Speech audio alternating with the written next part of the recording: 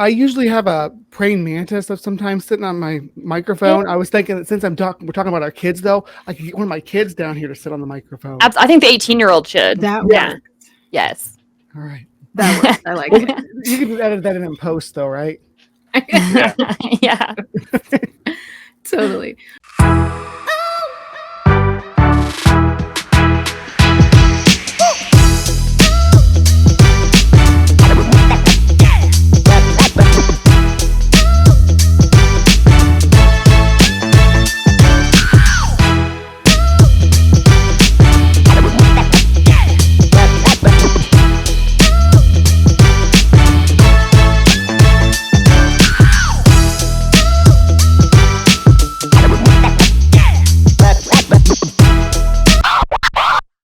So let's kick this off. First, episode of this series, IFWAP. Lovely name, I know. Because you are all parents without religion. From my understanding, you all have just general secular backgrounds. Either you've had religion before in your lives or you have not.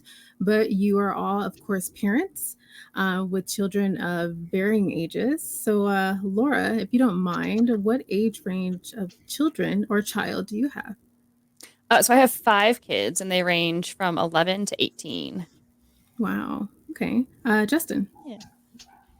I have far fewer children than that. I had help making them, if it's any consolation. I 2 of them are my stepchildren. I have 2. I have a 4-year-old and a 1-year-old. Wow. Okay. And Richard? I'm just a step up from Justin, and I've got a 5-year-old and an 8-year-old. Okay. Just the 2 as well. How about you, Bree? I'm right in line with Laura here. I got 3 between the ages of 10 and 17. So, yeah. Oh, nice. Wow. It's a good decent So we got range. the parents of the littles and the parents of the olders. I have a 13-year-old daughter in between, too. So that's a good age to discuss this kind of stuff. That's oh, yeah. When it comes to critical thinking stuff like what we're talking about, that's the age where she's really starting to pick it up on her own and make her own critical thinking decisions. No, and that's great. And I appreciate the lovely different ranges of parents that we have now. I know this was something Justin wanted to put together after most of us here were, when we did originally had the live stream of Parenting Without Religion. So just beginning this series is something that is rarely seen in our communities with so many content creators and so much content that's out there, really honing down on having a conversation or at least encouragement from, parents here and parents that are viewing us now could just get an idea of what other secular families are doing. And Laura, you uniquely pointed out that you have stepchildren among those 5 kids. Yes. How was that like as far as integrating or blending that family? We did it when they were very, very young. So my son was 5, his oldest was 5, and then his youngest was 3. So they've kind of grown up with this concept of mom and stepmom, dad and stepdad. And so it's not so bad. In the beginning, though, the integration was difficult more with the co-parenting than with like raising the children themselves. So, and I don't know if maybe that's something for a whole nother episode, because that's such a complex topic in and of itself. But yeah, in terms of integrating the children, we've always just tried to treat them all like they're all equal. There's no, this one's yours, this one's mine. These are both of our, like we don't make those delineations. Do you think that your secularism or atheism or whatever the label may be had any helping hand in making it easier to not differentiate? Because I know religion puts such a big emphasis on a nuclear family, and so it would be difficult to separate that and then kind of recreate that somewhere else under certain ideas of how a family should be and how they should operate, or right, how what is right or normal. Yeah, so I'm not entirely sure how to answer that question, only because I was religious at the time that we got together, and while the kids were young. I let go of religion probably now about 4 years ago, or just a few years ago, and they were already older. But it's kind of hard because I think everybody who's religious also has some secular beliefs worked in there, and there's the push and pull of what the religion teaches versus culture versus your reality. And so my approach, I mean, it could have been considered a secular approach, but I didn't have any pushback or anything from our religious organizations about us being in like a blended family situation. I think these days, especially where I live, in a more sort of what would you call it, like less conservative religion in my area, I think those problems aren't as poignant as they would be in maybe like more deeply and traditionally religious areas. Religion now and religion here, or wherever you may be, is different from religion in a different community, in a different state, in a different country, and at a different time. Yeah. Religion post, like, I think 17 or 1800 is vastly different than what you would have seen in the 1200s or a long time ago. As far well, as, even religion in the 50s versus Right. religion today, it was a lot more staunch and right, and conservative and stuff like that. I think now it's just in the last 5 decades it is, or now it's like 7 decades, but it has really, really, really loosened up a lot. One of the questions I did have is, as a secular parent, do you feel it is important to guide your children to respect those that do hold onto a God belief? Yeah, definitely. For me, anyway, and both of my kids go to a religious school, just simply on the basis that it's kind of the best school in the area as far as grades and results and things go.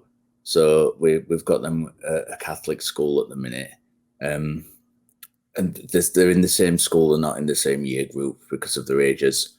And it's interesting to me that both of them have themselves off their own kind of back expressed that they don't believe in God, but they're willing to pretend they believe in God to make it easier for them at school because of the kind of integrated religious activities they have there, because they have the prayers and the singing, the hymns and things, with it being a specifically religious school.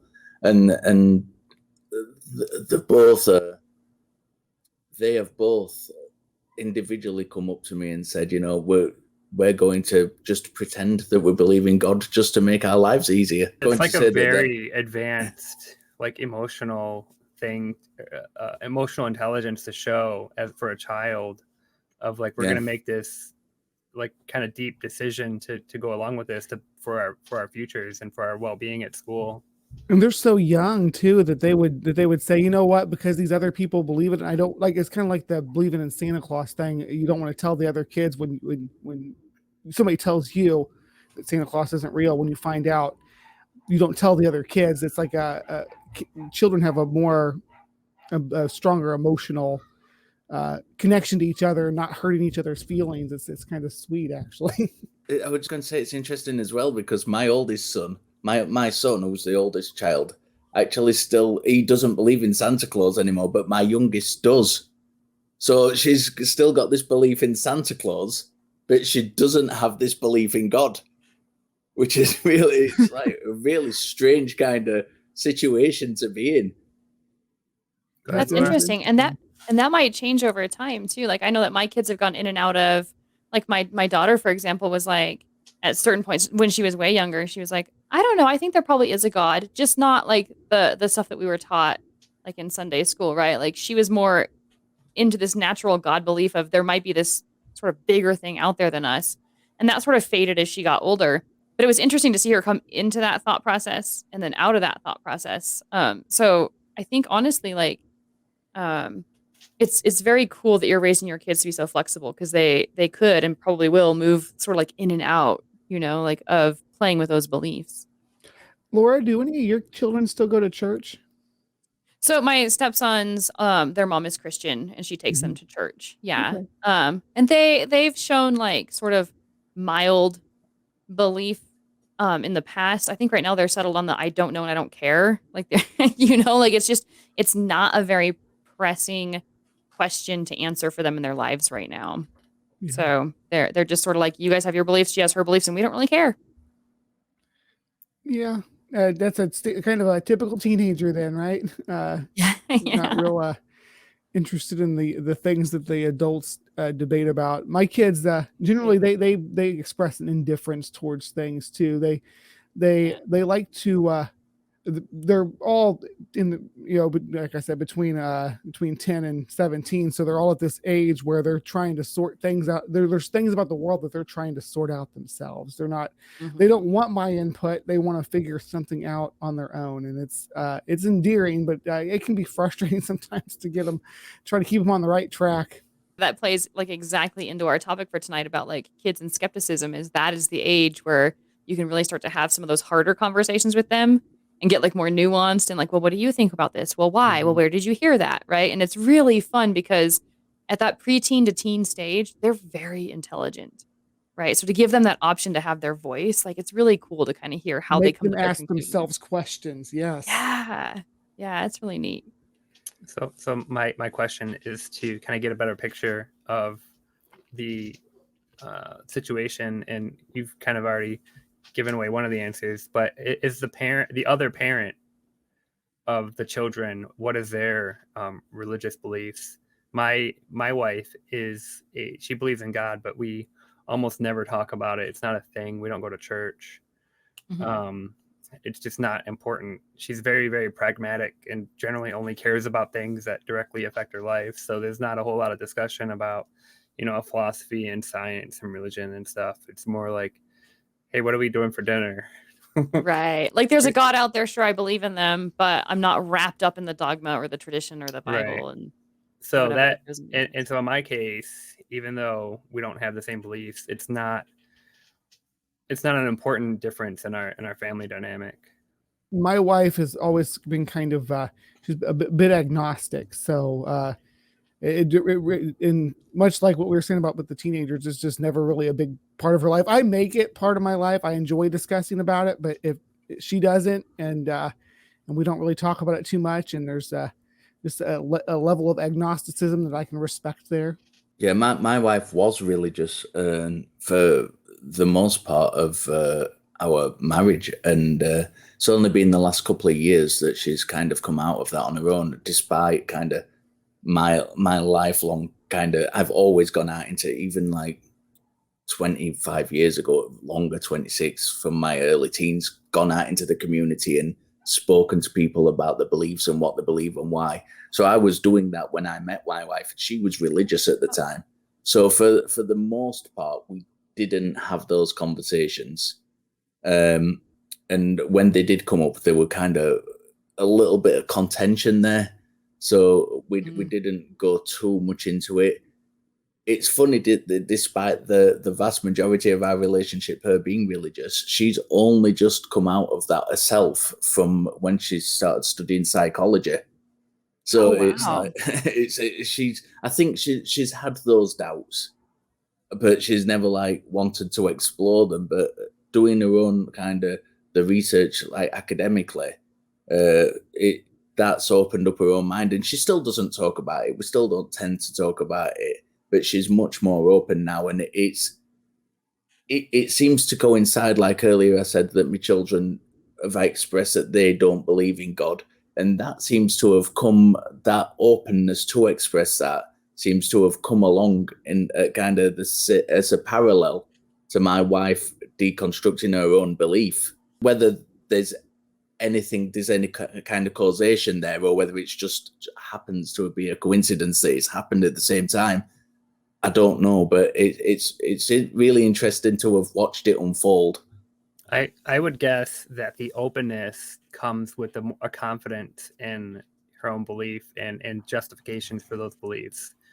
So I mean, you're more willing to talk about things when you feel like you have a good reason, or you know, you can explain why you believe them.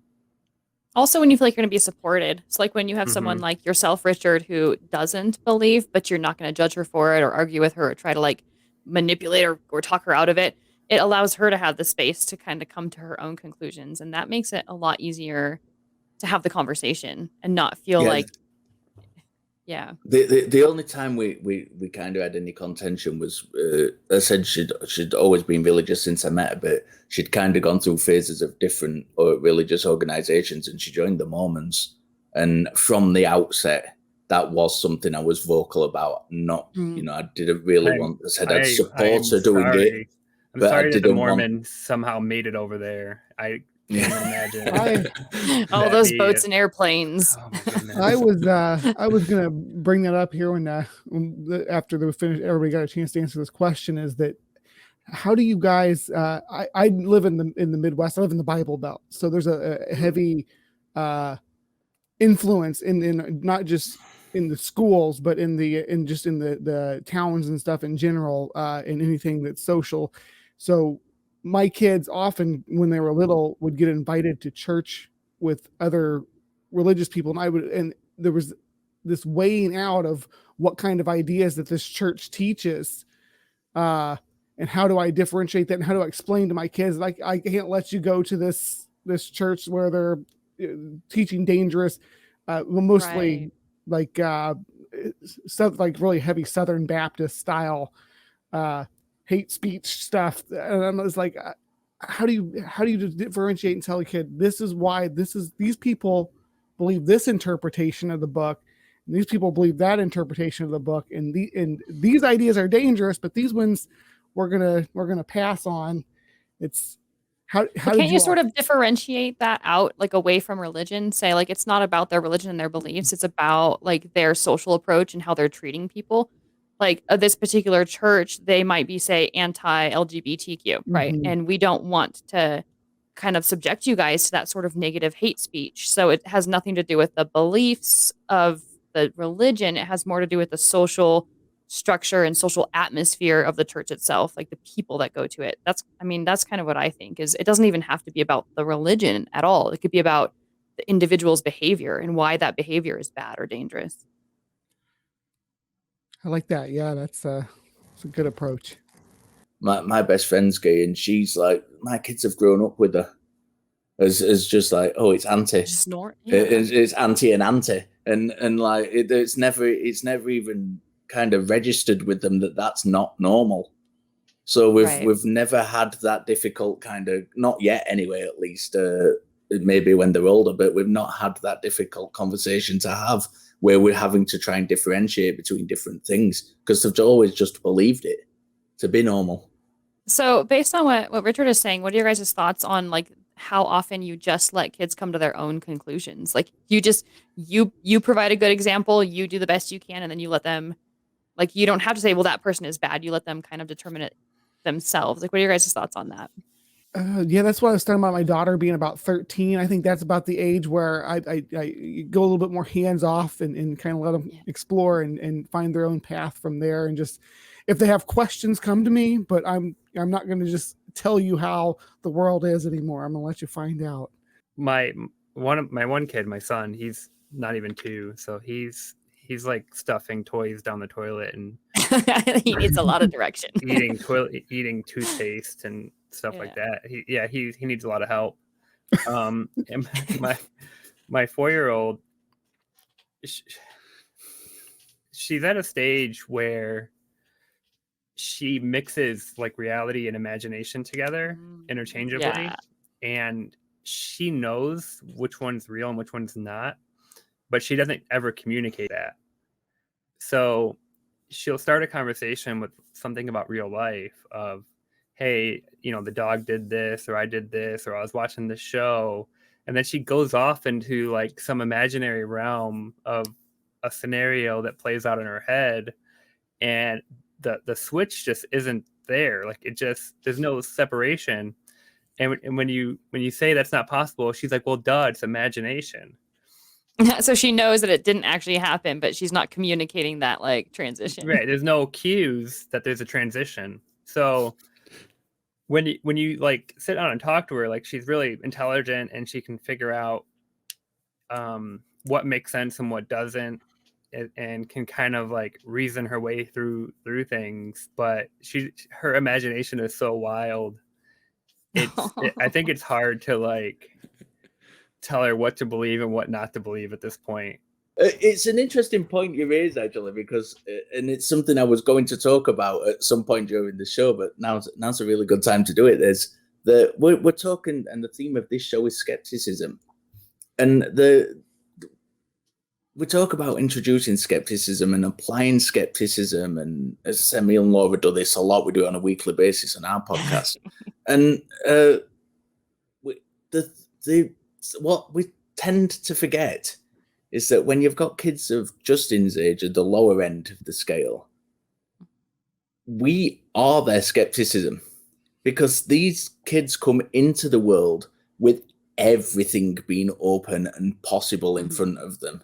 Tabula rasa, yeah, is the idea that like they will soak in everything that they're taught, and it's the idea that when children are born, they're born like blank slates, and impressions can be put on them.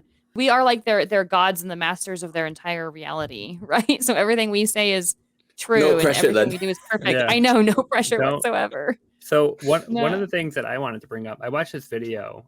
It was like 6 tips for raising your kids, and as we all know, children don't come with the instruction guides, Mine didn't. and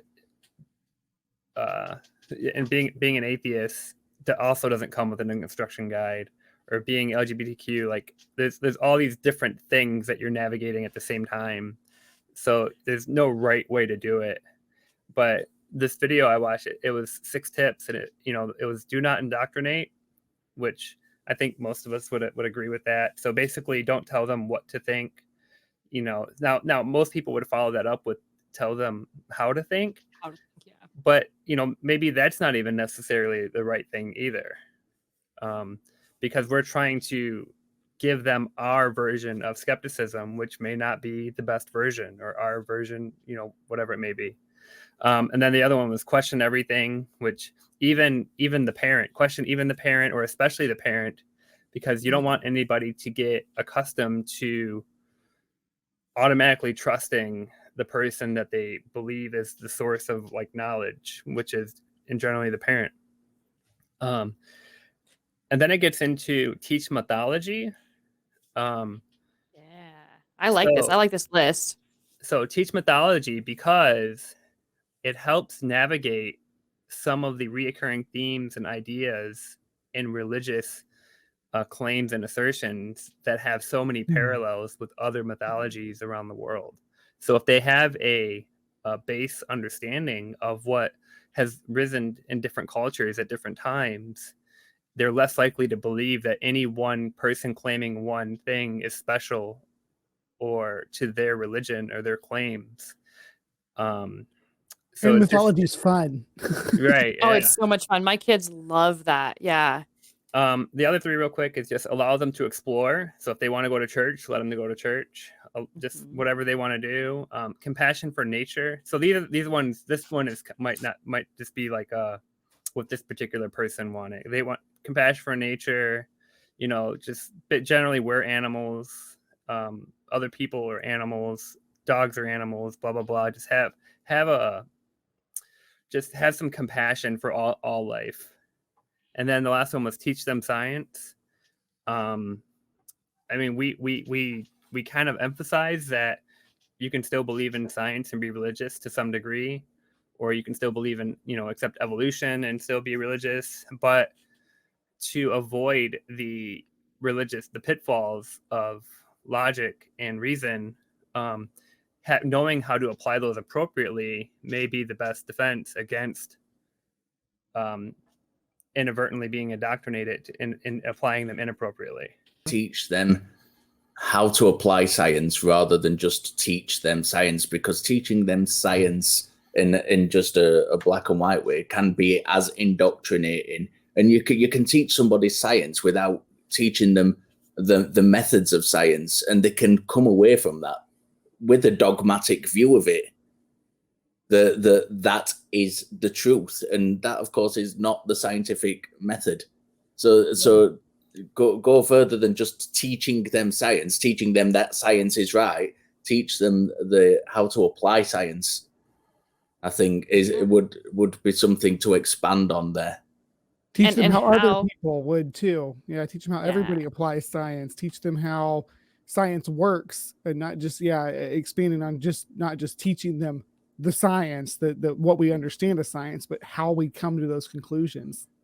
But one thing that I wanted to kind of come back around to was your second one, the question everything, Mhm. because that is where you sort of get this And it could be a false one, but there's this sort of dichotomy between religion and secularism in terms of parenting, where religion says, don't question the faith. Like, you need to just believe the faith. Whereas the secular approach is more like, no, ask questions about everything. And I allow my children to challenge me. I don't allow them to talk back to me or be rude to me. And when I say you need to do something, I expect them to follow through.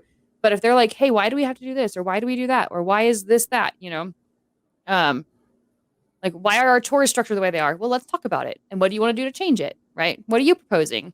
But I just wanted to kind of like get your guys' thoughts on the is that really a dichotomy that you guys have noticed? Or am I just sort of out in space here, that like religion really does teach, don't question, just believe? There's a dichotomy between they'll say, they go off of don't question this dogma. They'll question everything else though. I'm talking about the pandemic that we're currently experiencing, and the efficacy of vaccines and masks and things like that.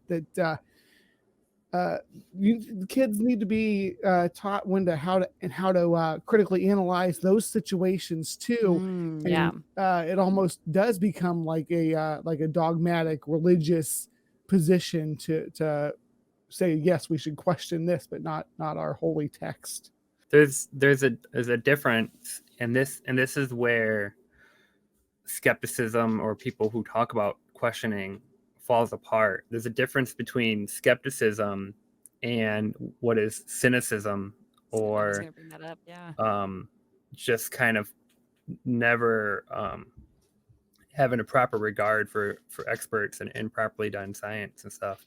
Properly employed skepticism includes accepting well-founded answers and well-justified answers.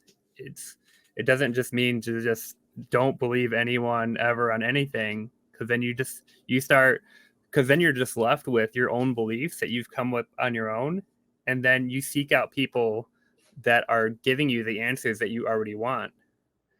And you naturally gravitate to people that are already saying things you agree with and calling it skepticism, because they're just saying the things that you've already come up with. And when you're the only valid source, it becomes conspiracy minded. Yeah, it really it can.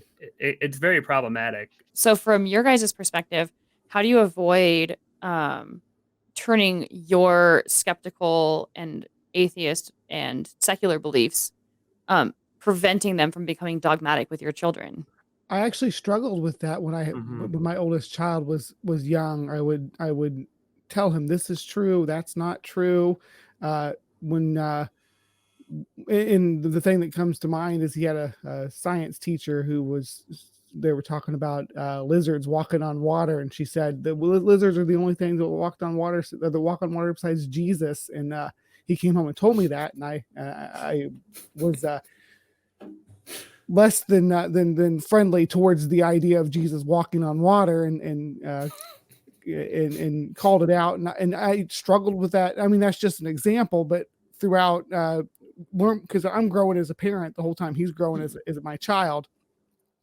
And it took a while for me to start saying, you know what, you're pushing what you feel and your experiences on him instead of letting him have his own worldly experiences.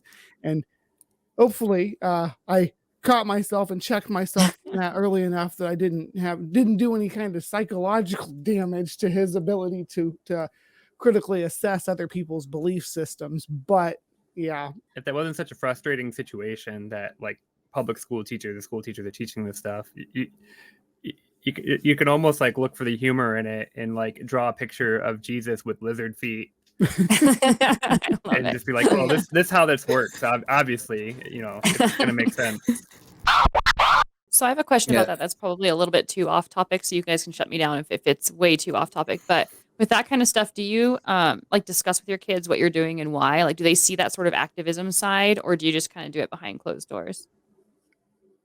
My kids are activists on their own. That's awesome to hear. I like that.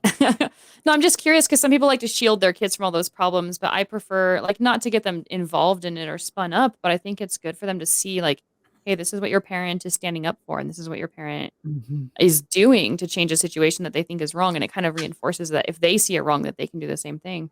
So I was just kind of curious. Oh, no, that's definitely on topic. I mean, even talking about the school systems is on topic because we all have or are going to have kids moving through a school system, whether I think Richard said his kids are going to a religious school because it's just the best school around. Whereas my kids are in a public school, and there's certain expectations that I have for the kind of things that they'd be learning. And I think that seeing that that we're going to stand up for the idea of a secular society and a secular school system is important for our kids. So let them know what they should be standing up for and what they should be fighting for. But again, it does. We also run the gamut of saying, "Hey, is this going to become dogmatic?" The idea that we support a secular school system. I know, right? Everything is a fine line, right? I'll jump in a little bit because I really do actually appreciate that question, Laura. And given that Richard and Justin have much younger children, I wonder if you two would even expose your children to the activism that you individually do on your own, and would you encourage them to do it themselves? I wouldn't mind incidental exposure for my children. Like, I don't mind openly talking about things or questioning things. But I think that we rely so much on because I have like zero support from my family at all. Like my father died, a while back. My mom, has basically no ability to support us. And so my wife's family, who is predominantly Polish Catholics, as well as most of the town that I live in, I think at this point it would be too contentious to kind of push back Put too that in hard or cause problems to lose that support. And not that I can't get by without them.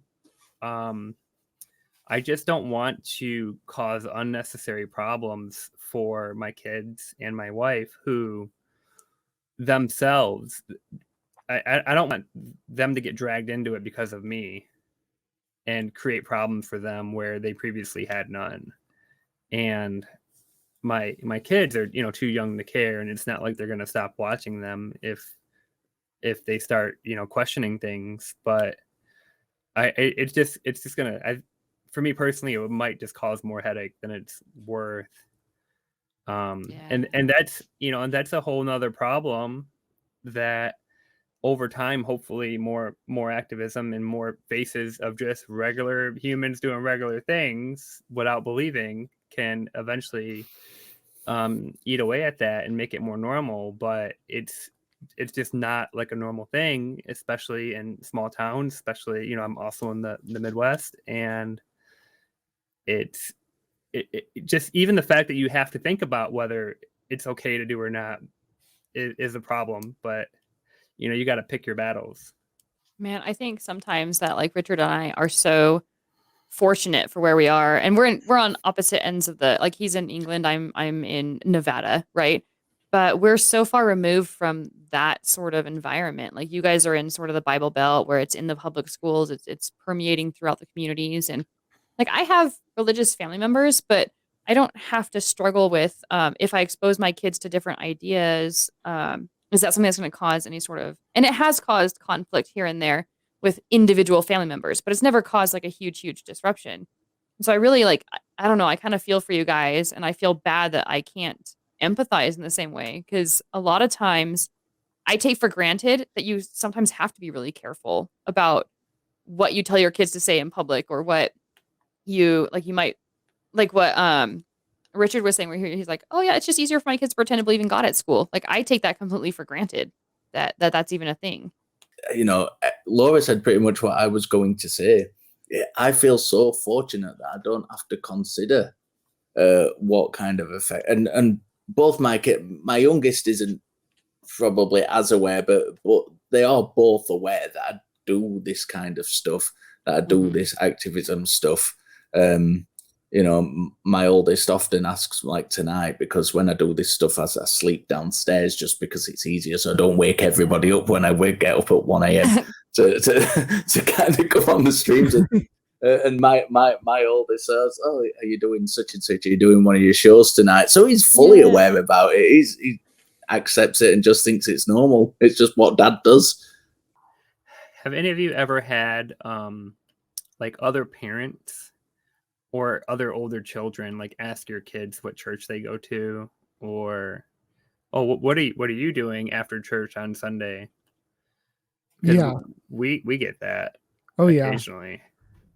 and inviting us to come to their church. Yeah. The whole family. You would think it's like a rude thing to do, but you know, it's like perfectly normal, and they think that they have every right to that information. And it's sort of like a foregone conclusion. It sounds like I've never, to my knowledge, maybe I've forgotten, but I don't think I've ever been asked, like, or my kids have been asked to my knowledge, like, what church do you go to? Or I think there's probably been some kids, like, they may have been asked, do you believe in God? But I can't even think of a really specific time where even that has happened. That's interesting how regions can make it such a different experience for a child. What were you saying, Bree?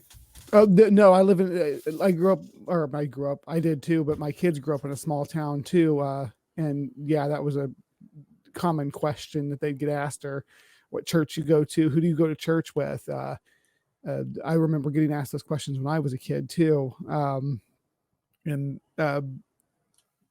I was a child, you had to have an answer. I think it's a little more lenient now, but yeah, you really would get ostracized if you didn't have some kind of answer to that.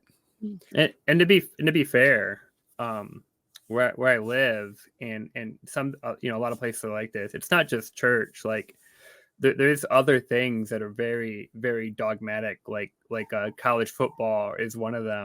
And here, if you, so I live in Michigan. So if you don't support either Michigan State or University of Michigan college football, you might as well be an alien outcast from a different galaxy, because a lot of people don't even acknowledge that you exist if you're not involved in those communities. And they're very, very adamant about it. And depending on which town you're in, and they can heavily lean towards one or the other. You might like make some enemies right off the bat just by like choosing the wrong sports team. Oh, geez. There's a lot of that for local sports in my area, for like high school football and things like that. They shouldn't be that way about, because these are kids in school doing this as part of our school system. It's not something to get to if your kid doesn't interested in sports, they shouldn't be kind of shoehorned into being involved in it. That's raised a very interesting point about secular parenting, actually, because I was always like really good at sports at school, like really, really good. I like with the soccer team and the rugby team at schools. I was kind of drafted into those, even though I had no interest in playing them. But I was that good at them that the kind of people who ran the teams, the teachers who ran the teams, were saying, "We need you to play." So I was constantly doing sports, and I've carried on doing sports into adulthood. And yet that's not something I've kind of felt the need to push my children into at all. That's another kind of really interesting area for me of being a parent, is how far should you kind of push your interests onto your children, and should you let their interests develop on their own, or should you try and guide them into what you want them to do? I think that's increasingly difficult given the economy and the job market and what is considered successful, right? So like everybody at some point says, "Oh, I want my kid to be a doctor, or I want my kid to be a lawyer, or I want my kid to be a science, whatever." Not Laura. Laura's Not me. above all that. that. I want my kids to be happy and well-adjusted. I don't care what they do to make money. That's probably a much better response. But no, but that's probably a more reasonable response, because you ideally you want something that they find joy in doing and happiness in doing, but it's also like a lucrative career, and it's not always that those two line up. it's kind of rare, and you're very lucky if what you enjoy and what really makes you happy, you're also really good at it, and it also pays well. A lot of people make a lot of money and they're miserable, and a lot of people love what they're doing, but they're poor or they're broke and they're miserable. And some people like me have a job that has nothing to do with what makes them happy, so they do that extracurricular and then use all their life up doing it. Yeah. So, but you don't. There's no fulfillment during that work time, right? So you have to do other stuff to find fulfillment, and then, it's like a whole But like, how much do you push your kids towards doing something to kind of try to meet all of those, or do you just let them a free for all, figure it out? You're going to find out with your kids that it doesn't matter if you push them towards something or not, that they're going to do what they're passionate about. At least that's been my experience. I could have, pushed my kid to study in this direction or that direction, but he really he did what he wanted to do and prioritize his passions where he needed to. I worry that maybe he won't be able to make a living doing what makes him happy and what he's passionate about. But it's a fine line. That's to where I was talking about, taking your hands off and letting them kind of make their own way in the world. Most people don't get to do exactly what they want to do, and they don't get to follow their dreams, and they don't get to be doctors or lawyers, and they're somewhere in the middle and they do just fine. Right. So I think we tend to be a little bit too paranoid and like too controlling of that specific facet of they have to be successful and they have to find a job that they love and they're passionate about and makes them $1 million. But realistically speaking, they're going to do just fine. They're going to find a job doing something as long as you've raised them with the smarts and the ability and the articulation, like they'll be good. I want to broaden a bit on this question because I think it's important too, and just expand it just as far as not what you're encouraging your kids to do as far as what they're passionate about, but as far as just dialing back to our original topic as far as introducing skepticism.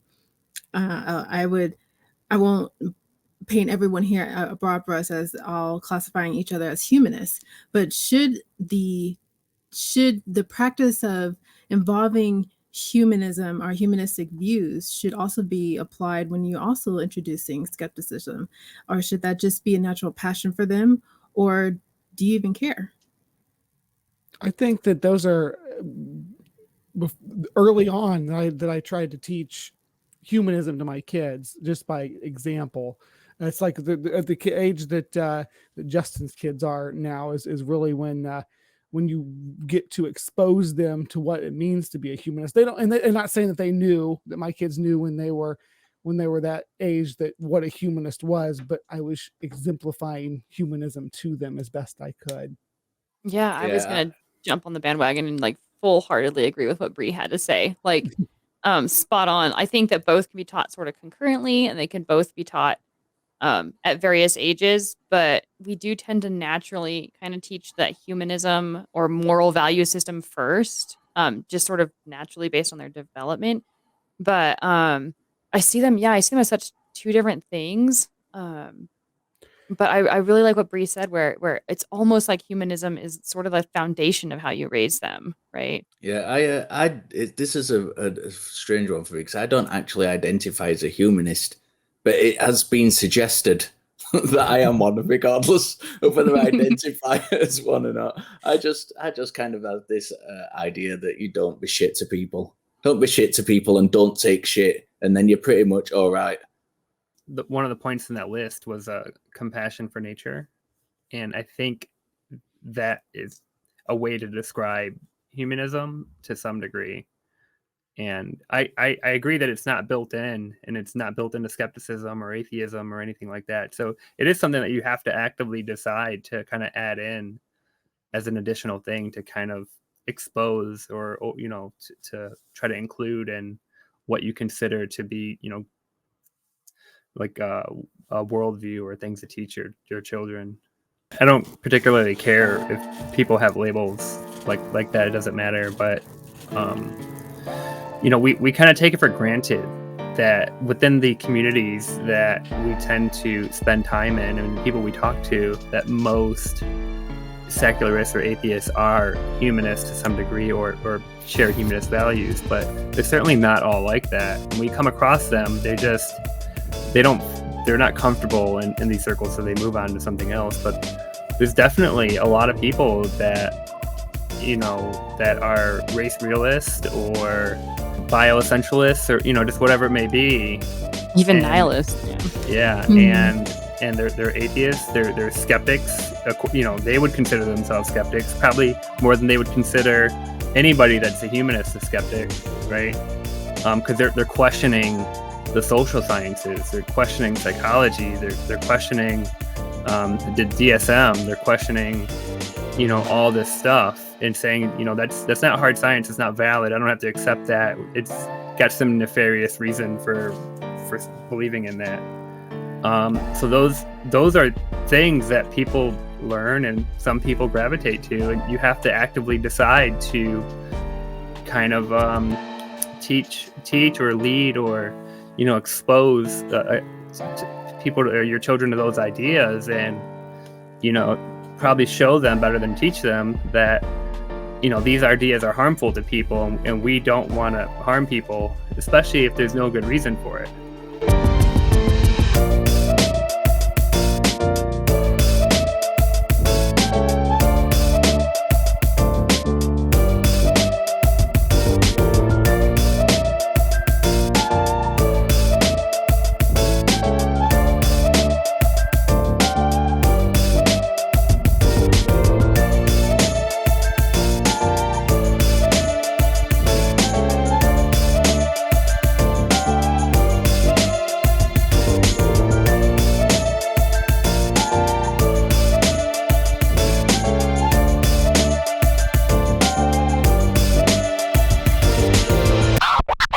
Well, it says we're live. Are we live? No. We're recording. StreamYard has a record only option, but only has one button to go. Yeah. So we're live, but we're not live on any platform. Oh, Yeah. gotcha. Totally pre-recorded everything. I'm editing everything, so anything that's said here, flubs, whatever, We'll just cut out. got you. Yeah. The I flub think we're Lubs. The all flips. pretty used to shooting from the hip live, though. I think everybody on this panel's. I know. I think it'll be awesome. It's the only way I know how to operate Yeah. in total chaos. Yeah. Your life is only through live stream, huh, Justin? It will. I don't have time for all that professionalism and looking decent. Well, you I know, look I mighty started decent it. tonight, my friend. Yes, indeed. I do got my dad's shirt on. Oh, there you go. See, Oh, I like it. that works. That sure works. I like it.